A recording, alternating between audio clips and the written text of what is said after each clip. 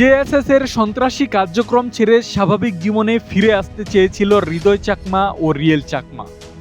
সেজন্য মে মাসের 18 তারিখের রাত প্রায় 1:30টার দিকে অস্ত্র, গোলাবারুদ ও অন্যান্য সরঞ্জাম সহ বিওপিতে এসে হাত উঁচু করে আত্মসমর্পণ করে তারা। সেই আত্মসমর্পণই কাল হলো রিয়েল চাকমার। চট্টগ্রামে দীর্ঘদিন কাজ শেষে স্বজনদের সঙ্গে দেখা করতে বা নিজ এলাকায় ফেরার উদ্দেশ্যে গোপনে গ্রামে ফিরে আসলে রিয়েল চাকমা সহ 3 জনকে হত্যা করে জেএসএস সন্ত্রাসীরা।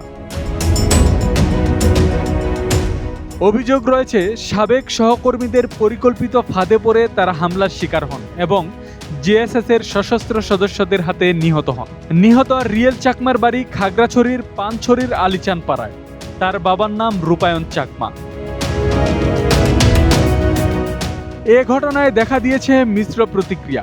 কেউ কেউ বলছে এই ঘটনাটি দেখিয়ে দিল দীর্ঘদিন সশস্ত্র সংগঠনের সঙ্গে যুক্ত থাকার পর স্বাভাবিক জীবনে ফিরে আসা কতটা ঝুঁকিপূর্ণ হতে পারে। আবার অনেকেই বলছে যারা সন্ত্রাসের পথ ছেড়ে স্বাভাবিক জীবনে ফিরতে ইচ্ছুক, যারা স্বাভাবিক জীবনে ফিরতে চায়, নতুন করে বাঁচতে চায়, তাদের নিরাপত্তার ব্যাপারে রাষ্ট্রেরও অনেক দায়িত্ব রয়েছে। স্বাভাবিকভাবেই প্রশ্ন উঠছে, রাষ্ট্র কি সে দায়িত্ব পালন করছে বা তাদের নিরাপত্তার ব্যাপারে রাষ্ট্র কি পদক্ষেপ নিয়েছে? আব্দুস সালাম, প্রজন্ম 24।